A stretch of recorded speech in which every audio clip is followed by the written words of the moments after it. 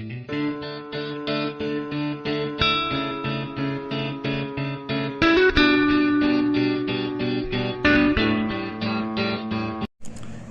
7th mathematics chapter number 6 त्रिभुज और उसके गुण की प्रश्नावली 6.5 का आज हम परिचय पढ़ेंगे, जिसमें हमें पढ़ना है समकोण त्रिभुज और पाइथागोरस गुण है। जो पाइथागोरस गुण है इसे पाइथागोरस प्रमेय भी कहा जाता है।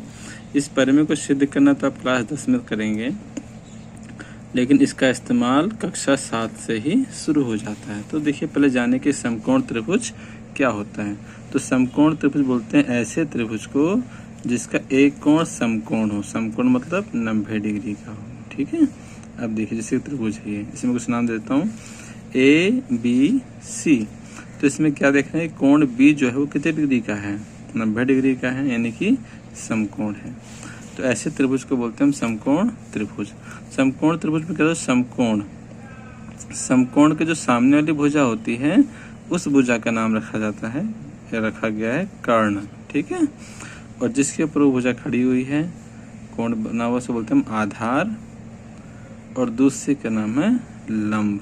ठीक है, तो तीन भुजाओं के नाम है जिसको आपको अच्छे से ध्यान रखना है।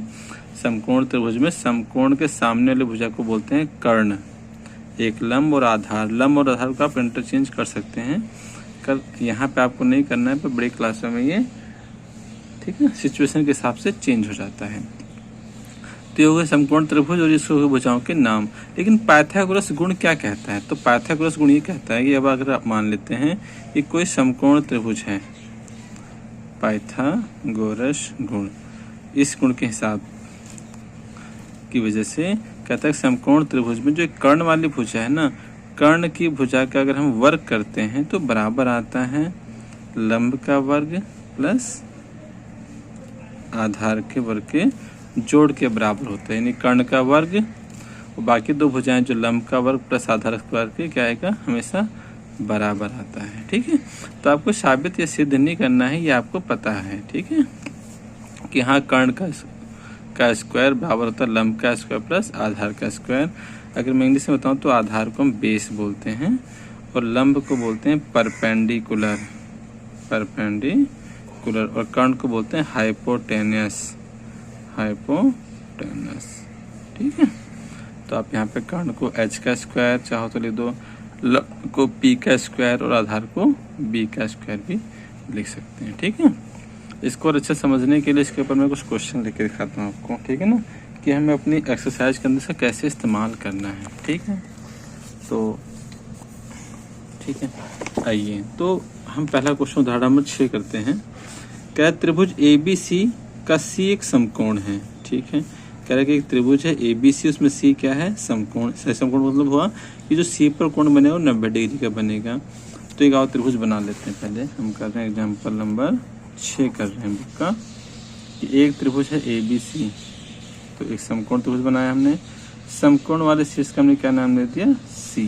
ठीक है, त्रिभुज का नाम है ABC। अब बात रही ABC, आप कहीं भी दे दो, A यहाँ दे दो, B यहाँ दे दो और C यहाँ दे दो। बस ध्यान रखना है कि समकोण जिस पर होगा आपको उसको सही जगह पर रखना है। तो लिखा हुआ है C एक समकोण है और AC 5 सेंटीमीटर है। तो AC का तो AC ये रहा, इसकी लंबाई कितनी है, 5 सेंटीमीटर है। और हमें दिया हुआ है BC 12 सेंटीमीटर है, तो BC कितनी हो गई, ये हो गई हमारे पास 12 सेंटीमीटर। और हमें क्या बताना है, AB की लंबाई बतानी है।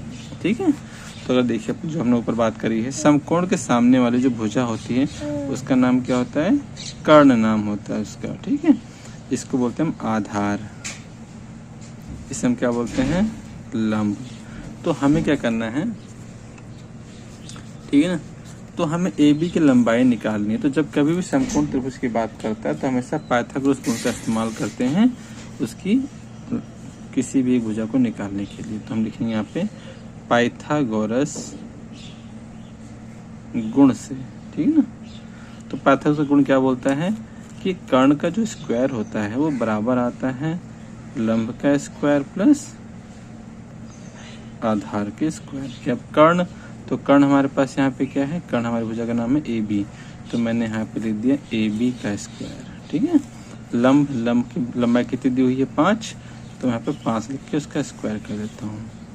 आधार कितना दिया हुआ है, 12, तो 12 का स्क्वायर कर देता हूँ। अब 5 के वर्ग से मतलब है कि 5 को 2 बार लिखेंगे। 12 का पावर 2 का मतलब क्या हुआ कि 12 को भी 2 बार लिखेंगे। तो 5 को 5 से मल्टीप्लाई करें तो कितना आ गया 25, और 12 को जब 12 से करेंगे ना तो 144 आएगा। ठीक है, अब हमें इन दोनों को जोड़ना है। यहाँ पे 12 बार को गुणा कर दिया हमने, तो जोड़ने पे आपका आएगा 169, और यहाँ पे क्या लिखा हुआ है AB के ऊपर स्क्वायर। ठीक है, मैं ही समझाता हूँ। देखो ये बात नहीं है आप लोगों के लिए। अगर यहाँ पे AB के ऊपर स्क्वायर है, अगर इस स्क्वायर को बराबर के उस ओर लेके जाते हैं तो आपका ये बन जाता है वर्गमूल, और वर्गमूल का निशान ऐसा होता है 169। अभी तक आपने इसके बारे में पढ़ा नहीं है। अगर यहाँ से स्क्वायर को हटाते हैं तो बराबर के दूसरी संख्या पे क्या लग गया वर्गमूल, तो यहाँ पे से स्क्वायर हट गया ना। अब वर्गमूल कैसे निकालते हैं तो वो भी अब तक पढ़ाया नहीं गया है। ठीक है, क्लास 8वीं से शुरू होगा, पर फिर भी यहाँ पे इस्तेमाल तो है ही। तो आपको क्या करना है, इसका एलसीएम निकालना है 169 का। 169 देखो 2 3 4 5 6 7 8 किसी पहाड़ से नहीं जाता, सिर्फ 13 से जाता है। तो 13 एकम 13, इसमें से 3 बचा, 3 इसको दे दिया तो कितना हो जाएगा 39, और 13 39, फिर से 13 से 13 एकम 13। तो हमारे पास क्या मिला 13 गुणा 13। वर्गमूल में क्या होता है कि जोड़े में से ना एक संख्या बाहर आ जाती है, तो 2 13 है तो 1 13 बाहर आ जाएगी, तो आपका AB आ गया 13 सेंटीमीटर। ठीक है, तो कर्ण की लंबाई कितना आ गई 13 आ गई। बात समझ में आ गई।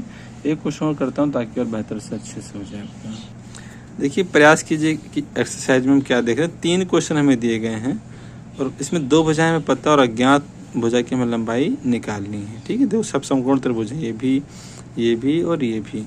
तो आपको कुछ ज़्यादा नहीं सोचना है, बस ये ध्यान रखना है कि जो समकोण वाला कोण होगा उसके सामने की भुजा को कर्ण बोलते हैं। तो इसके अंदर ये कर्ण हो गया, इसमें समकोण है तो ये कर्ण हो गया, इसमें ये समकोण है तो ये कर्ण हो गया। अब मैं कोई सा भी क्वेश्चन कर देता हूँ इसमें से, पर तरीका सबका एक रहेगा। तो मैं दूसरा वाला क्वेश्चन कर दे रहा हूँ। ठीक है, और बाकी तो आप करेंगे। अगर आपसे कोई नहीं होता तो आप प्रयास कीजिए, मुझसे कमेंट करके बता देना, फिर आपको उसको भी करवा दूंगा। ठीक है, और यहाँ पे लिखा हुआ x। तो आप देखिए, तो कभी भी समकोण त्रिभुज की बात आएगी तो हमें क्या इस्तेमाल करना है पाइथागोरस गुण का। तो आप लिखो पाइथागोरस गुण से। तो गुण क्या बोलता है कि कर्ण का स्क्वायर बराबर होता है लंब का स्क्वायर प्लस आधार का स्क्वायर। ठीक है, अब देख कर्ण पे, तो कर्ण हमारी भुजा है, वो क्या लिखा हुआ x, तो आप x का स्क्वायर लिख दो। लंब कितना है 6, तो आप 6 का स्क्वायर कर दो, प्लस आधार कितना है 8, तो 8 का स्क्वायर कर दो। अब 6 के पावर 2 है तो क्या आएगा 6 गुणा में 6, 8 के पावर 2 क्या आएगा 8 गुणा में 8, तो 6 6 36 हो जाएगा, और 8 कितना हो जाएगा 64। इनको जोड़ने पे क्या आएगा 100, x का स्क्वायर हो गया 100। अब वही बात, अगर इसके ऊपर से हम स्क्वायर को हटाते हैं तो 100 के ऊपर क्या लग जाएगा वर्गमूल। और वर्गमूल कैसे निकालना है आपको, सिंपल इसका एलसीएम निकालना है। 2 5 10, 0 का 0, अगेन 2 से 2 दूनी 4, एक बचेगा, एक इसको 10, 2 5 10, 5 से 5 25, और 5 एकम 5। तो हमारे पास क्या आ गया 2 गुणा 2 गुणा 5 गुणा 5। वर्गमूल में क्या होता है जोड़े में से एक नंबर बाहर आता है, तो 2 आ गया और 5 आ गया, कितना हो गया 10 सेंटीमीटर। मीटर कुछ तो दिया नहीं, तो आप कुछ मत लगाइए। ठीक है, तो इसको अच्छे से समझ लीजिए। एक्सरसाइज के क्वेश्चन इसी के ऊपर करेंगे फिर हम।